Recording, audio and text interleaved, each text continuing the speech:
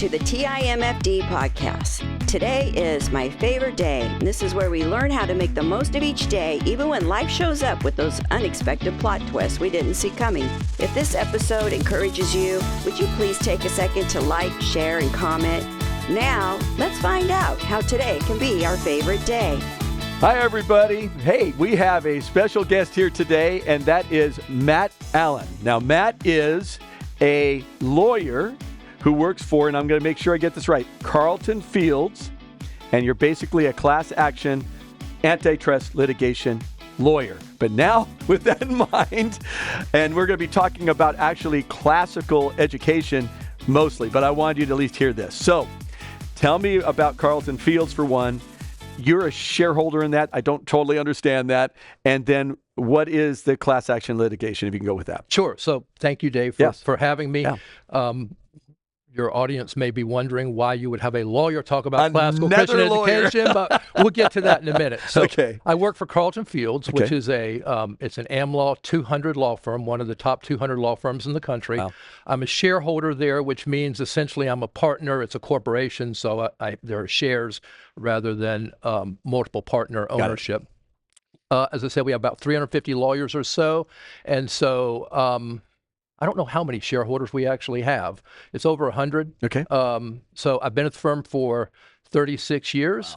Wow. I chair the firm's class action practice group, and which means class action law, defend essentially large companies who are facing class actions. I do insurance lawsuits. I do products liability lawsuits, variety of cases that a class action is essentially where you have, instead of one plaintiff suing one defendant, so it's litigation, it's dispute resolution, but instead of one plaintiff suing one defendant, you have a class of similarly situated plaintiffs suing on behalf of a class or a group of people, that one defendant.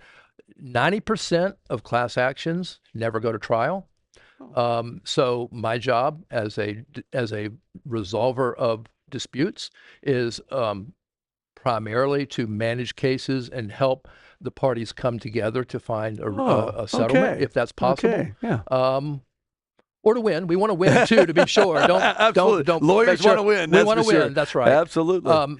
Antitrust, you mentioned. I was board certified in antitrust by the Florida Bar for a number of years, but there were only about 20 of us who were certified in antitrust. It's a small practice area, so the bar did away with that certification. Antitrust law, because of a variety of Supreme Court rulings that have occurred over the past 20 years, is not as big a field as it used to be. So I've had to be flexible in my career and shift over, and that's why I do class actions. Awesome. Okay, so that's one thing.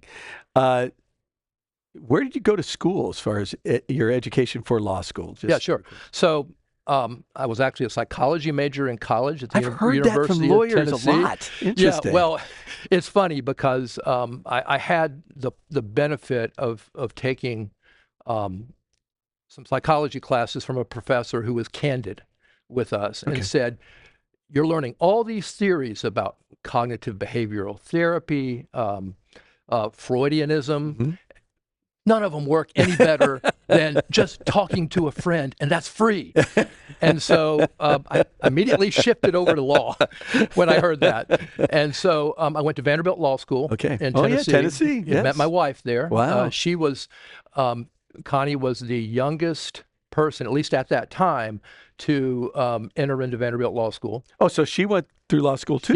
She did. So is she a lawyer also? She is, although she hasn't practiced. She was a prosecutor. Then she stayed home with the kids. Okay, and we're going to talk about that. And then now she's disabled, so she doesn't practice. Okay, so we're going to talk about more of that educational side because she was involved with that. Absolutely. All right, so beyond that, we now know where you're at. Now we're going to get to where we're going to shift to, which is you're involved with classical education, and how did that happen, and why did it happen? And it's with Paideia. Yes. What it call? I think it's Paideia School of Tampa Bay or something like that. Paideia Classical Christian School is the DBA doing business as. Perfect. The legal name on all the documents is Paideia School of Tampa Bay, but it's Paideia Classical Christian School. Now, a lot of people ask, why in the world? So I was on the founding board of Paideia. I drafted the the articles of incorporation for the school. I teach there, and we'll get into that too as a volunteer before I go into the office and do my legal stuff. So you're a busy guy. So, yeah, well, and so, but a lot of people ask, why did you choose the name Paideia? Well, it makes sense. It's education. I mean, yes, that's exactly right. So it's the but it's beyond that. It's the Greek. It is very much so. It's the Greek word for education in Ephesians 6:4. Raise your children up in the nurture and admonition of the Lord. Yep. Admonition is the Greek word Paideia. And it's the way it's pronounced Paideia. Paideia. Yeah. And so, but the word is so much richer than just admonition or instruction. You know, when you admonish someone, we're instructing them. And so it's more than just instruction or education. The Greek word, when you look at the semantic range for the word Paideia in a variety of Greek sources, you see that it's referring to enculturation. Yes. It's referring to worldview training.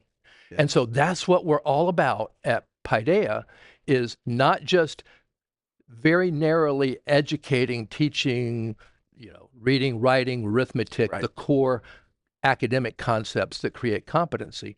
We're all about enculturation into Christ. So explain that a little bit more. Yeah. Oh, yeah, absolutely.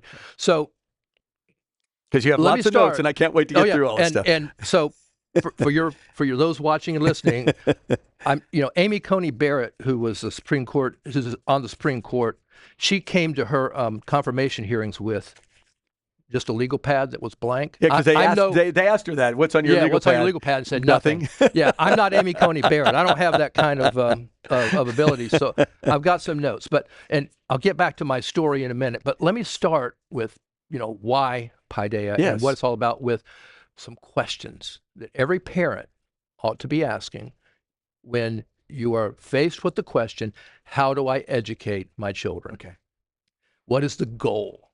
And we ought to start with the end goal in mind, right? What is the end goal? Not, what's the closest school? What's the cheapest school? Where can my kid get? What do you want to have at the end? Yeah, what do you want to have What's at the end? What's the product at the end? Absolutely. Yeah. And so Paideia, here's our definition of education.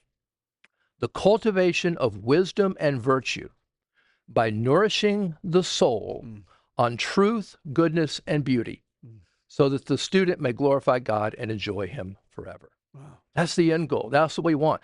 Cultivating wisdom and virtue, not just knowledge and not just values. The culture at large, public schools talk about recovering values. No, it's not values, it's virtues. Yes. Right? Yes. And so, and wisdom, not just knowledge, wisdom, biblical wisdom. Yes. That's what we're after. And so how do you do that? You nourish the soul on truth, goodness, and beauty. Okay. Now, can I ask you a question then? Please, let's unpack this. So truth. Yeah. Let's do what Pilate asked. What is truth? Okay. We start with the fact that Jesus is truth. Yes. Jesus said, I am the way, the truth, and the life, right? So truth is a person in Jesus Christ. But in addition, we can define truth more philosophically. Truth is that which corresponds to reality. Truth is that which coheres together. It's consistent. Mm-hmm. And truth is that which actually works. Yes. And so when you take all three of those definitions of truth, it's objective. Yes. It is not my truth. I hear students all the time. This is my truth. This is my truth. Yeah. Oh, I cringe when I hear that. In deposition training, I've seen some in my legal career, I've seen some education models talking about, well, just tell about your truth. And I'm like, no. It's the truth that matters, not your truth. And that's the problem of our society. Absolutely. That's the whirlwind that we reap with our postmodern culture. And so truth, goodness. Now, when it comes to truth, we also need to look at the converse, right? We need to also see what is false. Absolutely. If you don't know that, then you can't. That's right. You can't define truth. It's like the counterfeit bill. You've probably used this illustration as a pastor. Absolutely. Right, where you have how do you know a counterfeit? By looking at what's real. Yes. Yeah. And so truth, goodness. We need to know what is good. So what is good by what you guys see? Yeah. Again, Jesus is good. Yep. God is good. Yep. And so what God commands is good. By definition, when you say His Word, the Bible is good? Absolutely. That's the foundation of everything that we teach at Paideia. And then beauty. Beauty. Now, a lot of people say beauty is subjective. When I teach my Great Ideas class, I've only taught it once actually, but when I taught my own daughter Great Ideas, we debated that question: is beauty subjective? Yeah, because and I'm curious about this because when you go to classical art, you look at art, and we were down at Ringling looking at their I've never museum. been there. I want to go there. You need to go there. So we went there and we're going, wow, these women that are in these pictures are very large women. Yeah. Well, back then that was beauty, health, all that kind of stuff. And today that would not be considered beauty and health. That's right. So tell me what you're meaning by beauty. There is a sense in which beauty is culturally driven. Yes, it is. And yet there's also a sense in which God Jesus was beautiful, even though he was his figure was ordinary. Yes. There's a sense in which there is, and you look at art and you can see modern art, for example, which is formless and like a blob. Yes. Right. And yet classical art is symmetrical. Yes. And so there is a sense in which there is an objectivity to beauty. Okay, good. And you can't separate beauty from truth and goodness. No, you can't. And so when you put all those together, you see that there is an objective component. Would you say, and I'm going to go back to a biblical worldview, the Bible is beautiful. Yes. What the words are being spoken and what's directing us to is beautiful. Yes. Okay. Yes. And when I teach apologetics, sometimes students, they'll stumble, or hermeneutics, they'll stumble on some passages, right? And they'll go, before you go further, yeah. Apologetics, explain what that is. Okay. Apologetics is the defense of the faith. Yes. Okay. Hermeneutics, how to interpret the Bible. I also teach, I don't know if I've said this yet, but I volunteer teach Bible classes at Paideia before going into the law office.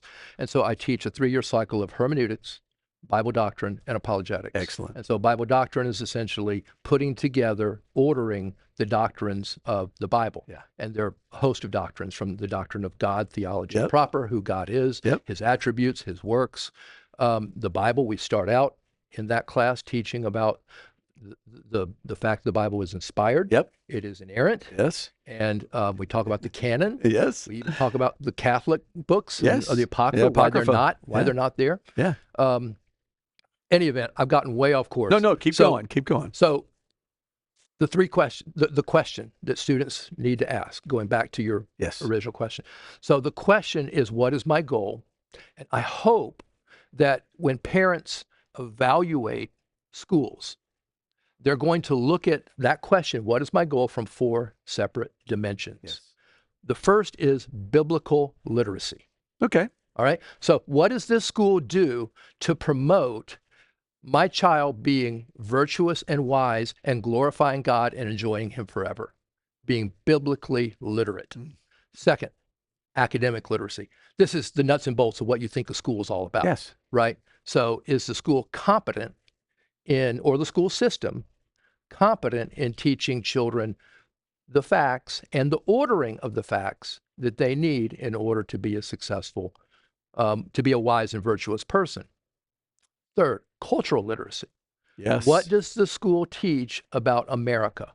What does the school teach about economic systems? What does the school teach about our founding of our country? Yes. What does the school teach? Is the school progressive in nature? Are the classes teaching students ultimately to despise and hate America? Or is the school teaching students that America was essentially founded as a Christian nation? Yes. And on Christian principles? Not every founder was a Christian, of course, but that's... A few were deists. Yeah. A few were, but nonetheless... But they still believed that God created, and then he got his hands off of it, but they still believe God created. It's right there in the Declaration of Independence. Yes.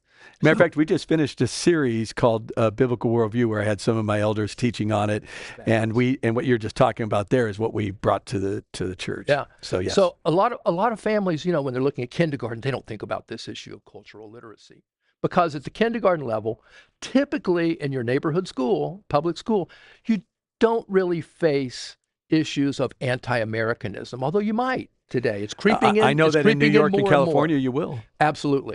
Yes. And they're teaching... I don't know about other states, but I know those 2 states have a real problem with that. They're teaching the gender wheel. Yes, they are. They're teaching LGBT issues. They're teaching transgenderism. Yeah. All antithetical to the Bible. Yes. All. Yes. And that's something that has to be taught for your. When I'm saying has to be taught, as you get high schoolers and middle schoolers coming in, they need to understand the difference between a biblical worldview and what's going on with the secular worldview, and how do we defend and do the 1 Peter 3:15, to have a good answer for those who ask. That's right. Is that kind of what you're in? Absolutely. That's where I'm going with this. Good. So cultural literacy, and then the fourth dimension is school culture. Okay. What is the school like? This is the one that moms intuitively know when they walk in the door. Are students smiling? Are they happy? Right? Important. Do they enjoy? Do the teachers love the students and the students love the teachers? Yes. That's the fourth dimension, though. That's not the first. That's the fourth. Yes. And you've got to get these in order. Biblical first, then academic, then cultural, then school culture. Mm-hmm. And you ought to ask that question of every school. Now, Matt, I think you should ask that question of every church.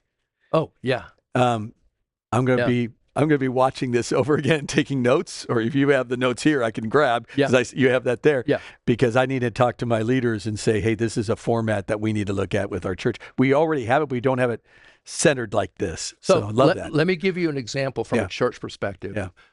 I faced recently with, or my daughter faced. My daughter is, I have two daughters. Alyssa's 31, Ashley is 28. Okay. Alyssa, they're both married. Alyssa has my two grandchildren who are ages 6 and 4. Wow. Emma, the oldest, went to Paideia as a kindergartner last year, and I got to drive her to school. It's just wonderful to see, to fly back those memories. That's fun. Yeah. So anyway, so they were looking at a preschool, and I'm not going to give the name because it's a local Tampa preschool, but all her friends, all my daughter's friends, late 20s, early 30s, love this preschool, looks great. And then I just went on the website. Oh, yeah. I spent 45 seconds going to the affiliated church, looking at the statement of faith, and realizing, hon, this is a liberal church. You do not want your children there. You don't want your kids there. No. And so parents got to look at these things. Now, when you say liberal church, tell me, because there's going to be people that are going to watch this that don't, and thank you for watching this, that don't have a biblical worldview at all. So when you say liberal church, tell me what you think. I have a view of what that is. Yeah. Tell me what you think that is. The statement of faith didn't reference inerrancy or inspiration of Scripture. That's one. That's a big one right there. Yeah. They seem to be affirming of LGBT. Yep. That's another one. And other, alternative family structures, as the world would call it. Yep. There was no focus in the statement of faith on Christ and his atonement. So those are the three red flags I remember. You and I are on the same page. I just wanted someone to understand that. Did you notice there wasn't an attack towards a person? No. It was about a worldview and what we want to see our children. People are very nice, according to my daughter. Absolutely. I'm sure they are. But they're naive and what are they teaching? They're deceived. Yeah. That's right. Exactly. And being naive and deceived is not a good place to be. That's right. So that's right. So how do public schools fare on these four dimensions? And a couple of data points. Thank you. The Nehemiah Institute, I don't know if you've heard of them. Yes, I have. They put out a worldview survey. And they surveyed, going back to 1988, my document goes through 2015 because I pulled it off a PowerPoint presentation that I have. But I looked at it over the weekend. They bring it current to 2025, last year. So they evaluate the worldview position of high school youth in the church community, approximately 100,000 students from 1,000 different churches. Okay. So this is our kids, our youth, right? This isn't the world's youth. Yeah. This is our youth. Yes. Now, where do they go to school? Public school kids in 1988, about 38% remained in church in 1988. Public school Christian kids. Wow. By 2015, and the statistics carry over, it's about the same number today, less than 10%. So when they graduate, they do go back. They don't go back to church, and that's pretty common. Yeah, unfortunately. Yeah, Now, the hope is that they'll come back, as it says in Proverbs 22:6, hopefully come back. That's right. But the initial, probably next 10 years, That's right. at least, most of them will not go be involved in the church. They won't darken the door of the church. That's right. That's right. So why do you think that's the case? I think it's because they spend the majority of their time in school. Yes. What you do in church on it's very small. 2 to 3 hours a week. It's very small. Yeah. 4 hours a week if they go to Wednesday night service or Sunday night service if you have that. So that's half a day. In the 5 days a week, 3/4 of the year. Yeah. They're getting, in public schools, you can't teach biblically. Now, don't get me wrong. My son-in-law taught in a public school for 2 years. There's great Christian teachers There are great out there. Christian teachers in the public schools. Yes, I am not bashing them at all. No. They are wonderful people and they're doing mission work. Yes. But they can't teach Christ. Well, they can model it. They can model Christ. Look what just happened just recently where a teacher had he is he and she is she books. Right. And was losing his job. Right. Because he had that view, and they said that is hurting other people's views. Well, you're pushing an LGBTQ plus teaching of what sex or gender looks like. Right. That's offensive to me. That's right. Right. And so, but they don't care. That's right. It's only our view matters, and that's usually a socialist, communist mind view. Now, let me read to you from what the Supreme Court said on this issue of what they can do and can't do. The Supreme Court in the Everson case, it's a 1945-ish Supreme Court case, the First Amendment requires the state to be neutral in its relations with groups of religious believers and non-believers. Yes. Neutral. Yes. So they can't teach that biblical dimension. Yep. The Ninth Circuit Court of Appeals, which is the federal court of appeals for California, essentially, said the rights of parents does not extend beyond the threshold of the school door. Okay? The rights of parents does not extend beyond, in other words, they get to teach in the public system what the state has ordained that they teach, and it must be neutral when it comes to the biblical worldview. But that's right. But so, they're right now pushing within public schools, and I know a number of them. They're laying Korans on campus. They are laying they're inconsistent. A religious and that's view, illegal. Right, and they also have a religious view. See, I look at the LGBTQ plus as a religious organization, right? Because it is a religion. This is my God, basically. So another quote from a court case: the Parker Court out of the First Circuit said, "The fact that a school promotes tolerance of different sexual orientations in gay marriage, when such tolerance is anathema to some religious groups, does not constitute targeting. As long as parents place their children in the public schools, they don't have the right to direct how the public school teaches their children." That says it all right there. Right there. So why are we complaining then if we put our kids into the public school and they get indoctrinated? And yet that's the default position of most Christian parents. It is. It's mine. It's mine. And so this is why I wanted you here. Yeah. So we can get a different view of what we need to be doing. Yeah. Now, one qualification to that, because last year in the Mahmoud case, the Supreme Court did say that Christian parents, even Muslim parents, you can opt your child out of some of the LGBT teachings. In that case, we're talking about first graders who are being taught Heather has two mommies and some other just atrocious but the books. teachers can still post all that stuff in their classrooms. Right. And as a parent, you have to know that that's being taught. Yes. You have to be so involved that you understand that you know it in order to opt out. Yes. And you can only opt out your kid. You can't opt out all the kids, right? So that's a very limited exception to that. Now, so back to the Nehemiah Institute. Yes. What about traditional Christian schools? Yeah. These are your ordinary Christian schools who have a chapel, but essentially the teaching is the same as what's in the secular school. In 1988, 50%, almost 50% of the kids stayed in church. Oh, wow. Oh, that's better. It's a better number. It's better. By 2015 and continuing to this day, less than 20%. Homeschooling. I love homeschoolers. What they do is fabulous for families who have the inclination and temperament, frankly, which my wife did not have, to do that. I applaud them. I bless them. That's wonderful. Homeschoolers, I don't have a date on here, but extrapolating approximately 2000 when they started and homeschooling really started going around that time. Yes, exactly. So we're talking about a little over 40%. Now it's around 50%.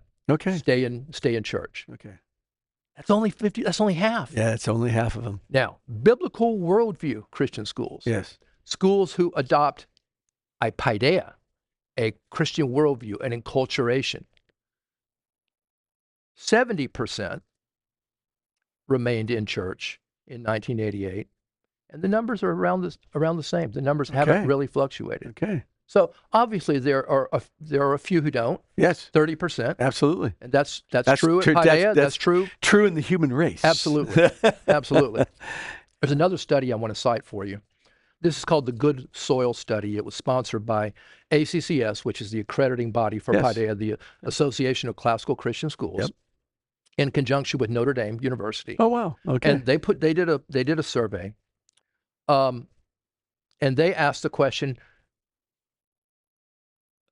how well do public school graduates, prep school graduates, Catholic school graduates, evangelical school graduates, homeschool graduates, and ACCS school graduates, which is classical Christian schools, how well do they do at accepting the authority of church and church leadership, frequency of religious church attendance, and belief that the Bible is an infallible guide for personal faith and behavior? Yeah. Let's just go with that last one for a second. Public school, less than 38%. Oh yeah, believe that. I'm shocked it's that high, honestly. Yeah. So. Prep school. So this is your college prep schools, private schools, very expensive, not Christian. So it is less than public school, interestingly enough. Still believe the Bible's an infallible guide for personal faith. I'm not surprised. Yeah, it's around 35% or so. Okay. Catholic school, a little bit more than that, 36, 37%. Okay. Evangelical schools, 73%. That's a pretty good number. I think I would agree with that. Yeah. If they're going there for a reason. Homeschools, around 68% or so. That makes sense. Yeah.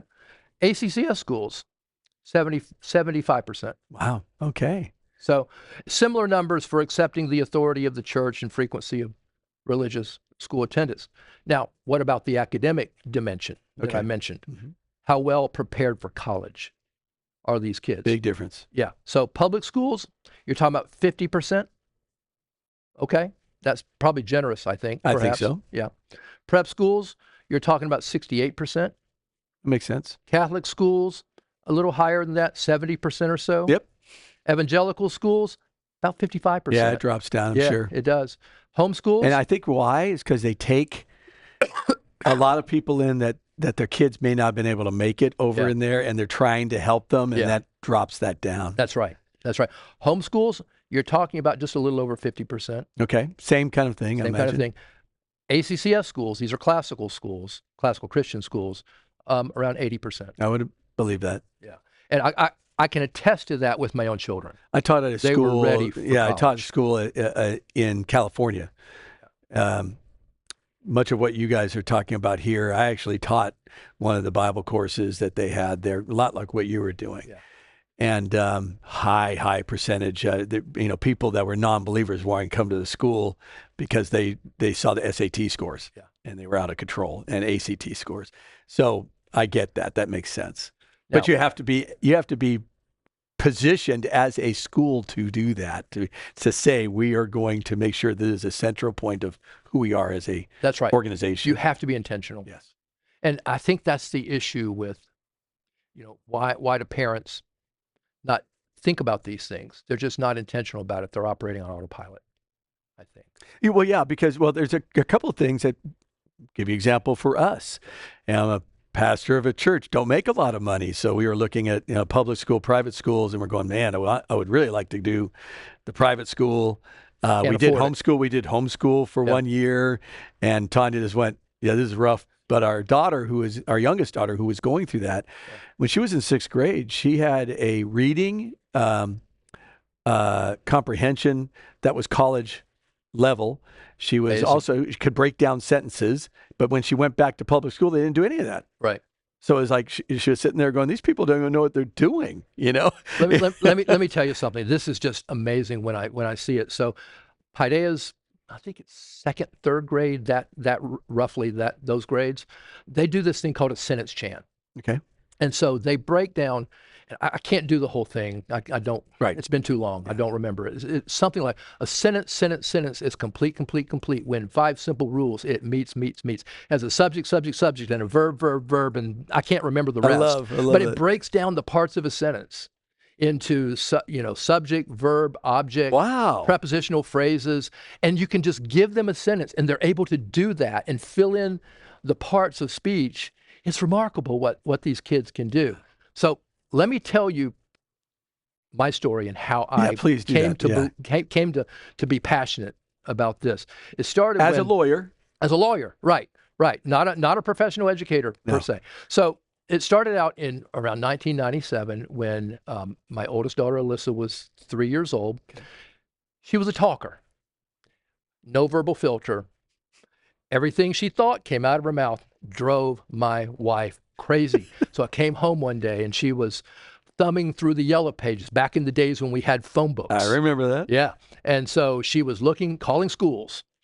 I need to find some place to put this kid in preschool to give me a break. And we found a Baptist preschool, put her in there for 3 weeks. And then we pulled her. Why do we pull her? Because her teacher, preschool teacher, was pregnant and unmarried. Oh. And that's not a worldview you want there for your teachers, for your teacher, Yeah. So then we went to an open house at a classical Christian school. It wasn't Paideia. Paideia hadn't been founded yet. This was a school called Berean Academy that was the precursor, essentially, to Paideia. Okay. And I was, I enjoyed seeing students, grade school kids, essentially in their uniforms, very polite, going through their presentations. But what blew me away at this open house was the books on the book table. And I'm talking about, they had Shakespeare and they had Jane Austen, and that's all great. I love that stuff. But they had Darwin and Freud and Marx. They need to know what they're going to go up against. A lot of Christians would go, whoa. Yeah. I don't want my kids, I want to shelter my kids from that. You don't want to. And my thought was exactly the opposite. Yeah. I want them to understand the worst that the world has to offer, the greatest ideas of the world, the secular ideas that are antithetical to my faith, and I want them to understand them from a Christian perspective so that when they come across those ideas in college or come across those ideas in the world, they are inoculated and able to not only understand them, but frankly, hold contempt for them. The worst the world has to offer. Yeah. Well, that sounds like a sermon series right there. Yeah. I love that. Yeah. And so I would have been exposed to Freud and Darwin in college. Right. So I kind of knew what they were about, but I wanted my high school kids to be exposed to these things. Absolutely. From a Christian perspective. Absolutely. And so that's what hooked me into classical Christian education. When you saw Darwin as a young man, for me, I went to church when I was younger and rejected it all. Yeah. By 13, my parents were just going, "This is impossible. This kid's not going anywhere, and he's going to cause us trouble. Let me stay home," which is hilarious. The rest of the kids went. And I was antithetical to Christianity, but I was also antithetical to Darwin. I thought it was the dumbest thing I ever heard in my life. And I was reading and going, where are the transitions here? What's going on here? To me, in my mindset, Marx, again, to me, as a non-believer of Jesus Christ, but looking at Marx and going, are you kidding me? We're going to follow this guy? Yeah. You're going to say that his particular philosophy makes sense? And it didn't make sense to me. Right. And I saw people jumping on that. Okay, I was wondering where you were on that. Yeah, same with me. So I was privileged to go to a not a classical, but a Christian school. Nice. K through 8th grade in Alabama. And we were taught creation. We were taught, and then I was exposed to Freud in college, and was immediately against Freud was. I just laughed when I heard this guy's stuff. I go, man, you're messed up. It's wild. Yeah, totally.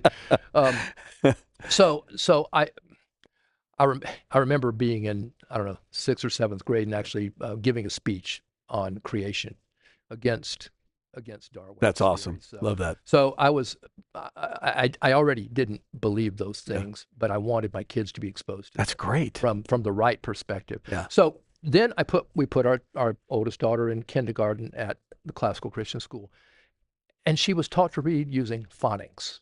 Okay. Yeah. Now that is important because it's gigantic. Yeah, because phonics essentially breaks apart the sounds that each word makes and teaches children to decode those sounds. There are 28 letters and around 45, I think, I may have that number wrong, but sounds that words make, and they learn to memorize those different sounds.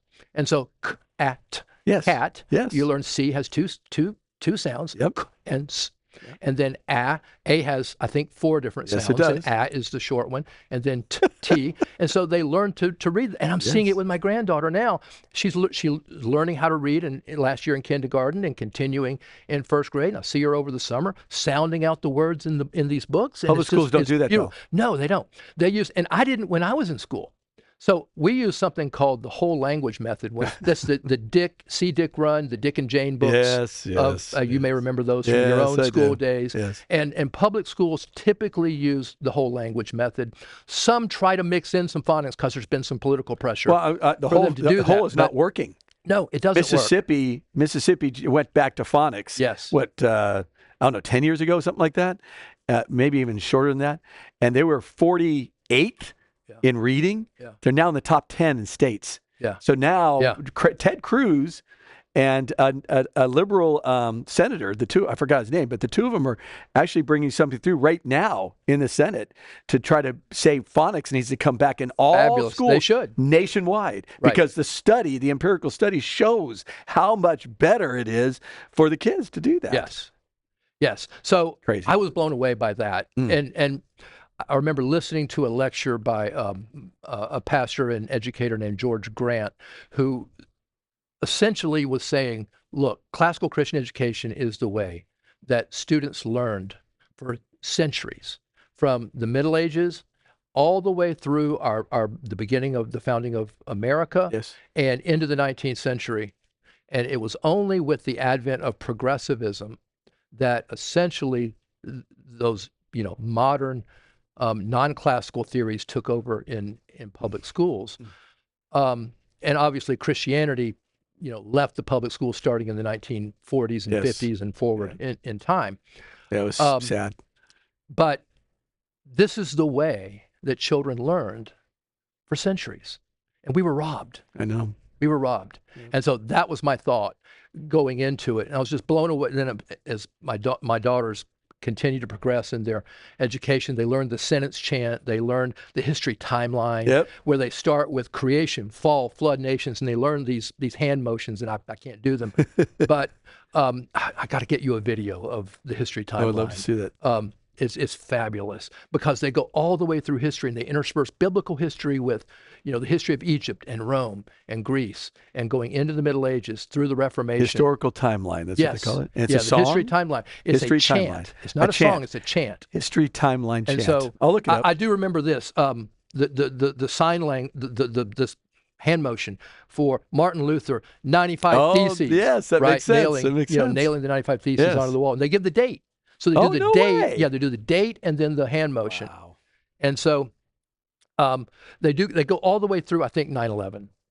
And so it's just fabulous to see. So I was hooked when I saw my kids learning these things. And then I had Joe Bray, the head of school I mentioned earlier, the founding head of Paideia.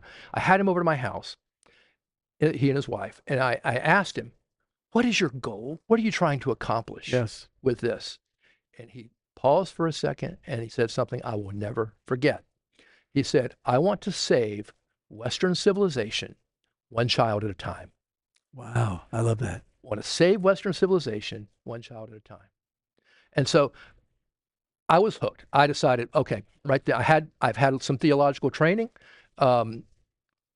I attended Southeastern Baptist Seminary. I didn't get an MDiv. Yeah. I had to drop out when my wife had her car accident and became disabled, and spend the time with helping with the house and the children at that point. But God still used what a blessing it was that he still allowed me to use my gifts Absolutely. for teaching at Paideia and at Berean before then for 3 years. And so I decided, okay, I want to be involved in this. And so I volunteered to teach as Berean then had 10th grade, then 11th and 12th. So I want to be involved in this. I want to start teaching. So I started teaching classes in the morning before going into the law office. And I've done it for 23 years, 20 at Paideia. Wow. I love 4 days a week. I love it. I don't like getting up at 5:30 in the morning, but I love being involved with kids. Yeah.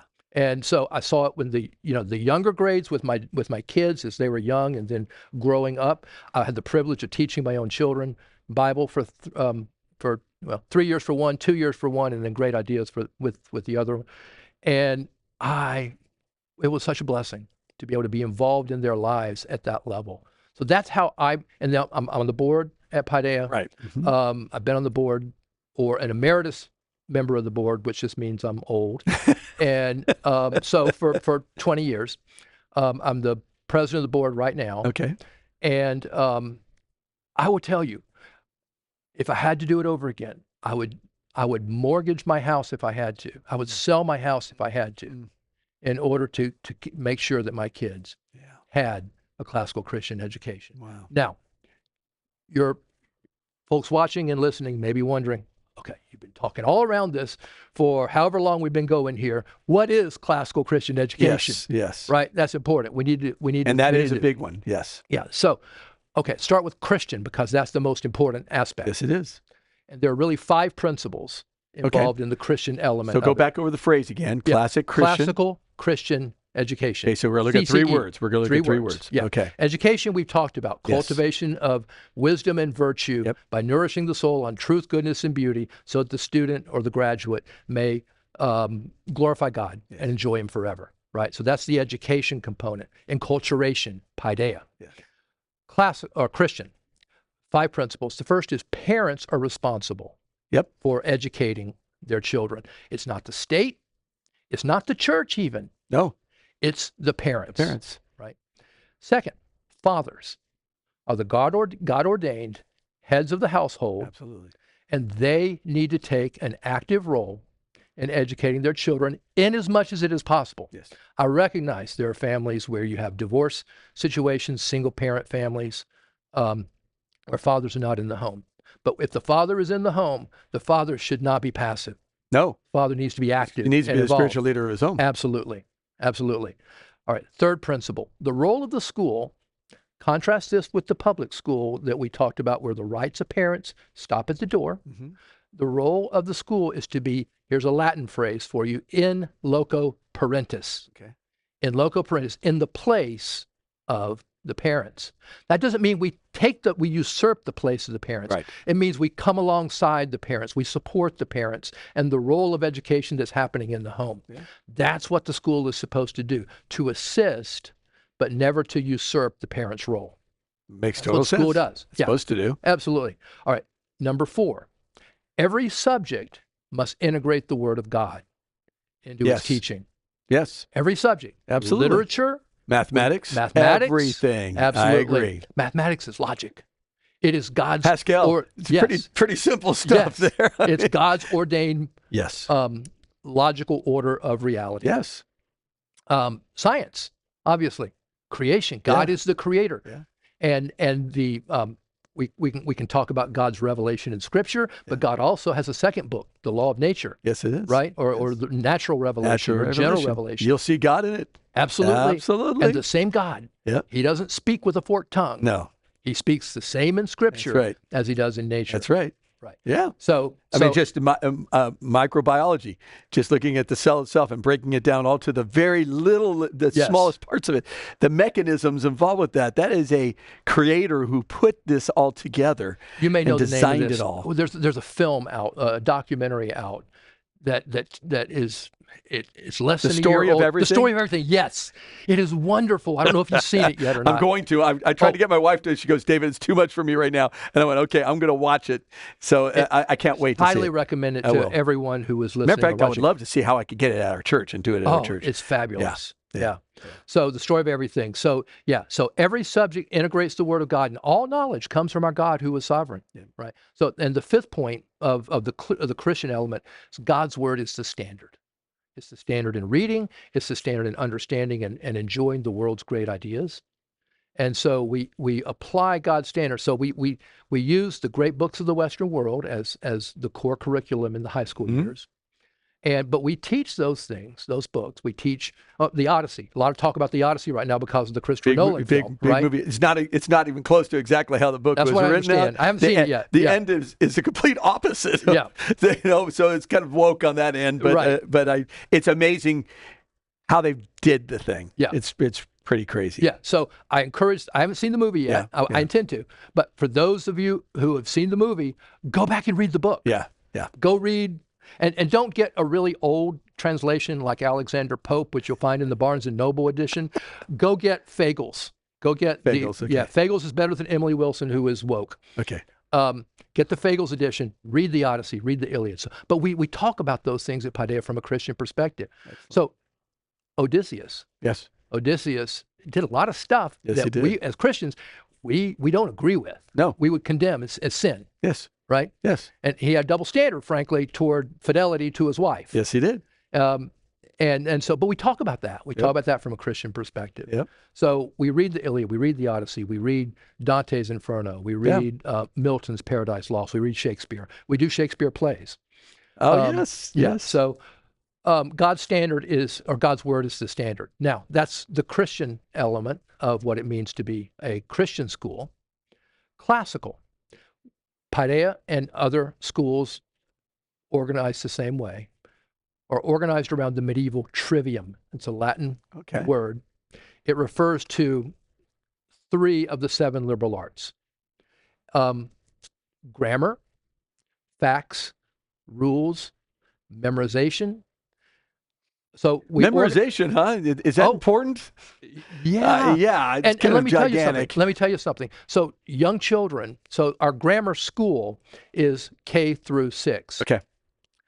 That's where they focus on the grammar phase of education, which is understanding the facts, the rules, the way things work in terms of math facts, the world, introduction to the wonder of God's world and science. Mm-hmm. But they memorize like sponges.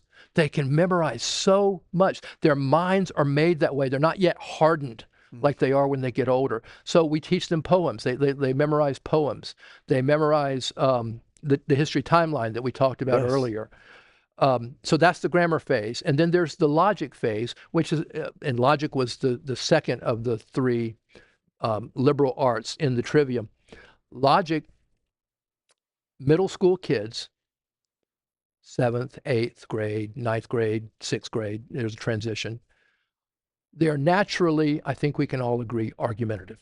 Absolutely. As they That's go what middle school is. That's exactly right. They go into puberty, they start learning to think on their own, they start questioning authority. And that's all of us when we all went through that process. That's right. So what we want to teach is and our mutual friend Marnie Kendrick was a taught logic at Paideia. Yes. And so she taught that we teach formal logic and informal logic. So informal logic is fallacies. Oh, there we go. And so middle school children delight in pointing out the informal fallacies their parents use. So they use it against us.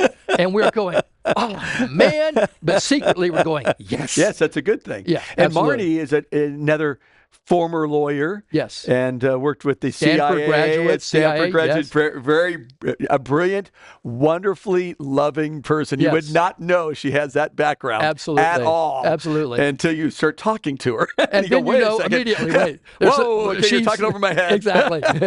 so true. So true. I told Marnie one time that she is, she's Monica from Augustine's Confessions. She is. She is. All right. So grammar, logic, and then the third stage is rhetoric. Those are the high school years. And so rhetoric, so kids in the high school years, they want to be heard. They want to be seen.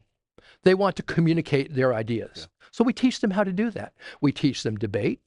We make them give speeches. And then in their senior year, we make them defend a thesis, a formal thesis. I love that. And so I've had the privilege of being the thesis advisor for a number of our students. This last year, a young lady who's attending Hillsdale College in the fall.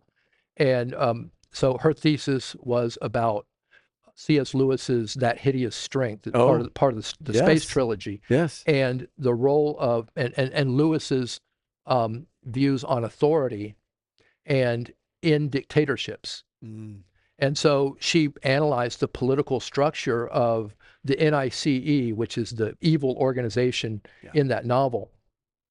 Ironic that our president is talking about changing the name of ICE to NICE, the NICE. I remember that. Well, I don't think, Mr. President, you've read That Hideous Strength. He hasn't read that, no. But he did nice. He wanted to be nice just to be a pain. We don't want that. But anyway, I don't want to get too political. No, that's funny. But so that's the structure of the classical component. Sure.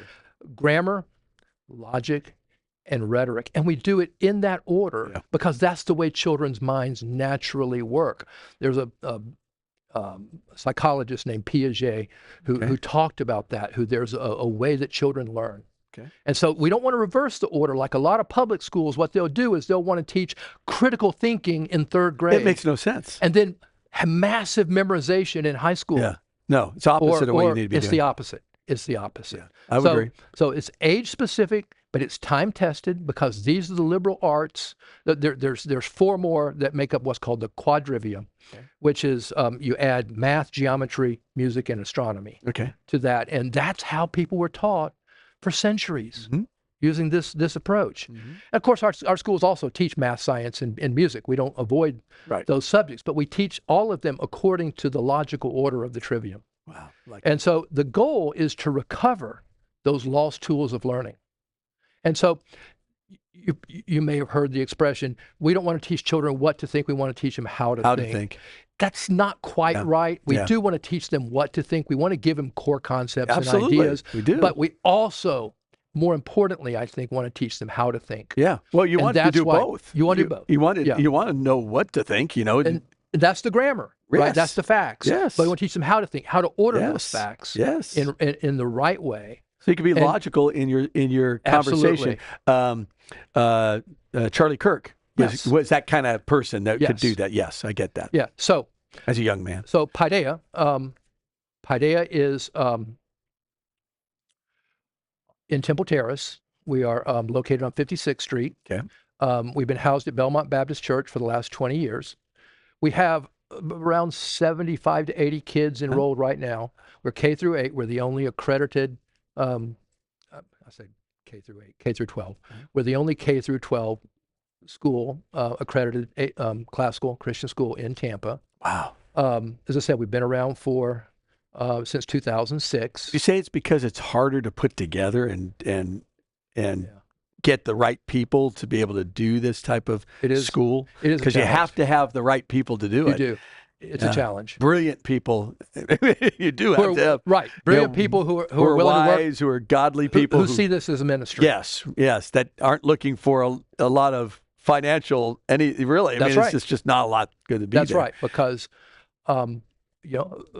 candidly, their salaries are based on enrollment and tuition. Yes. Right. That's it. We want to, we pay for what we order. That's right. And God pays for what He orders. That's right. Too. Yeah, exactly. Yeah.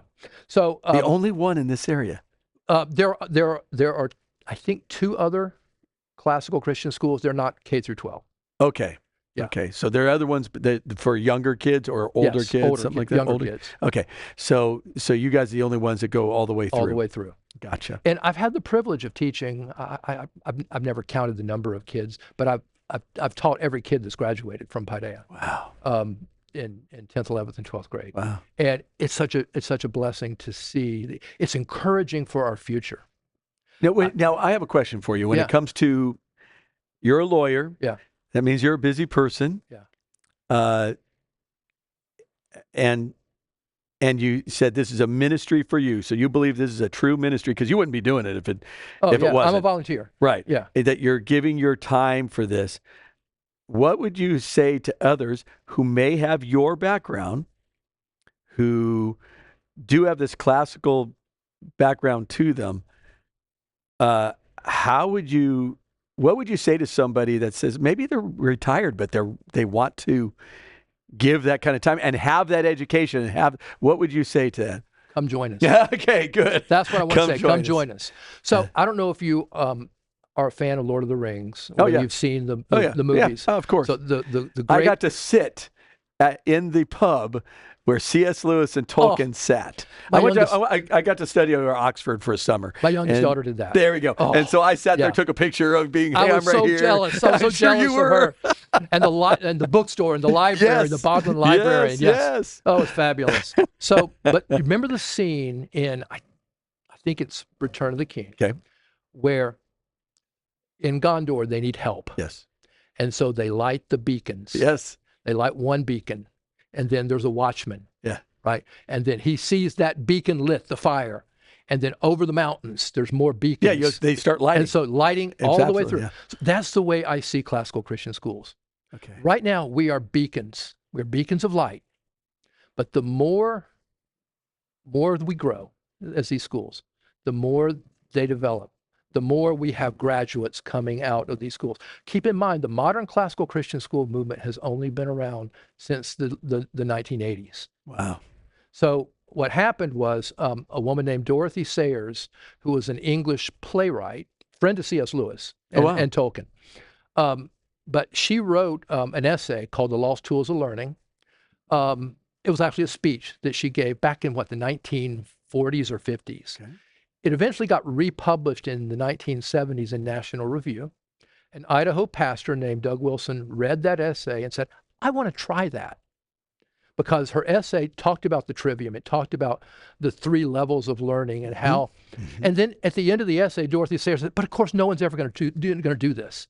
No one's ever going to recover these lost tools. It seems so daunting when you think about it. Yeah. And this pastor from Idaho said, I'm going to try it. And so he started the first classical Christian school, modern American classical Christian school in Idaho, of all places, in the 1980s. Then he wrote a book called Recovering the Lost Tools of Learning. And the movement spread from there. Okay. And so the first classical Christian school in Tampa was, I think, 1994.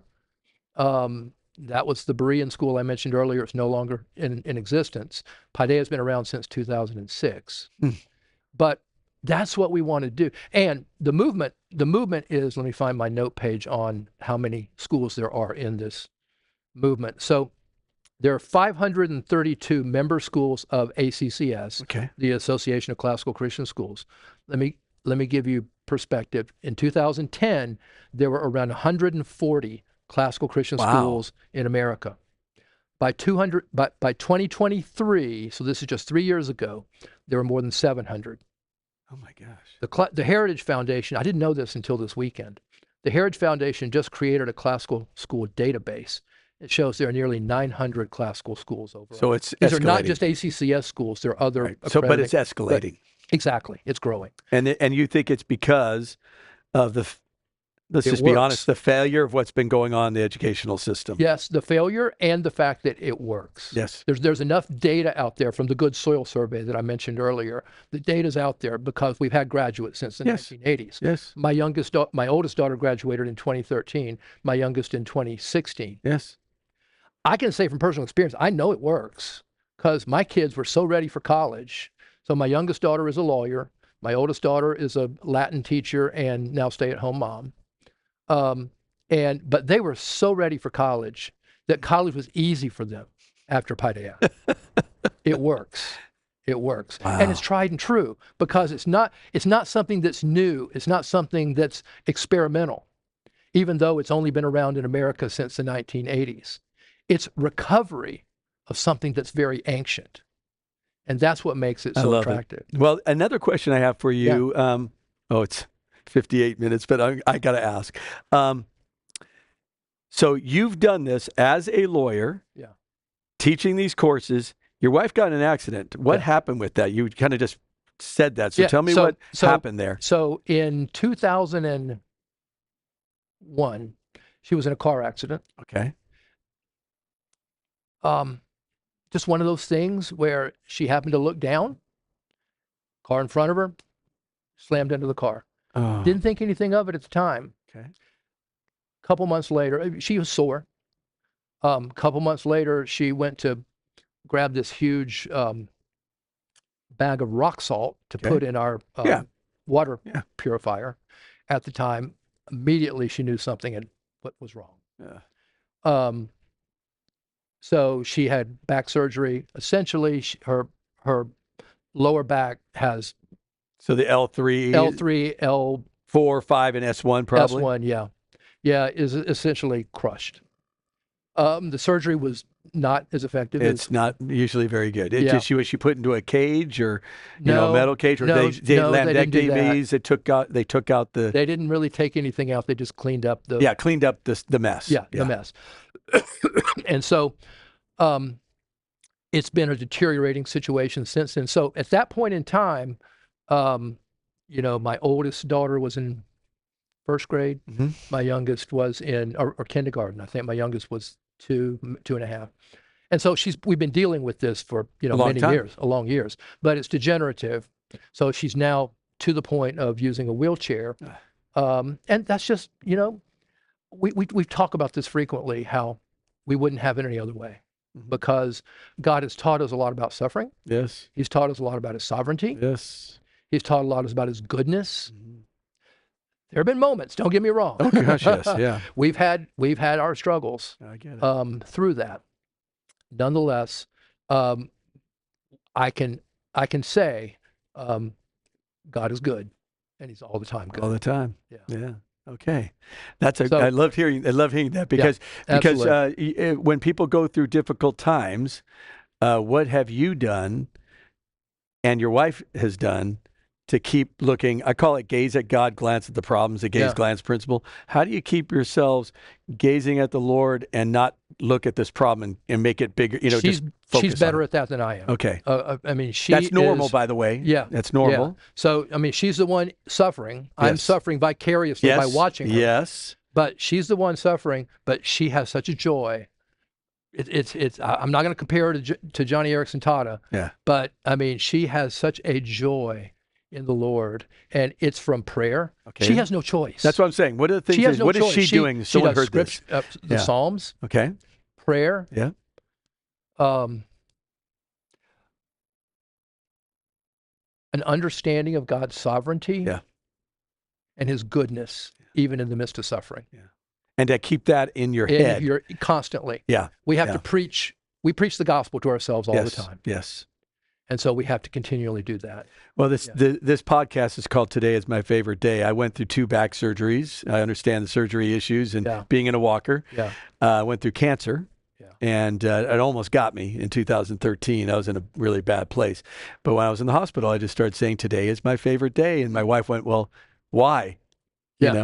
And so I went over to who God is, and went through 6 simple principles of who God is and would speak that out every morning. Is Romans 8:28 one of those? Yes, of course. Yeah. And I just kept on speaking these out and ended up, the staff said, why don't you, as I was coming back, could you do a sermon series on it? And then they asked if I could do a book on it. And I did that. And I speak these out still to this day every morning to keep my eyes on there. Because there's days where the body just breaks down, as your wife knows. Yeah, absolutely. And there are days that, my wife calls me gutless because there's a lot of stuff that's been cut out of me because the joke part of the whole thing. Got to laugh, right?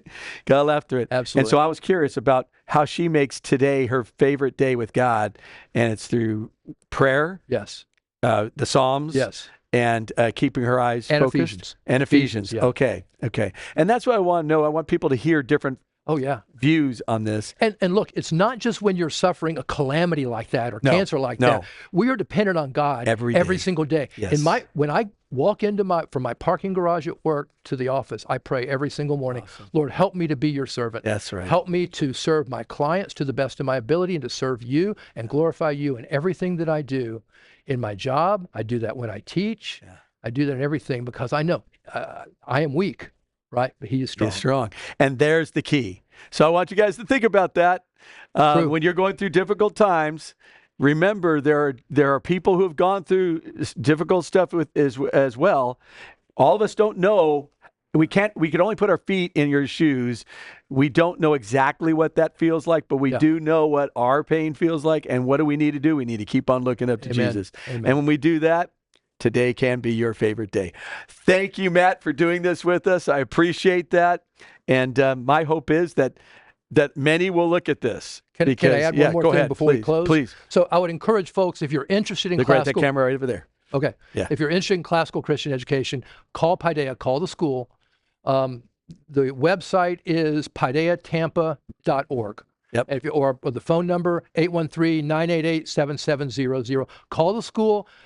There is tuition assistance available. There's also state Step Up for Students money that's available.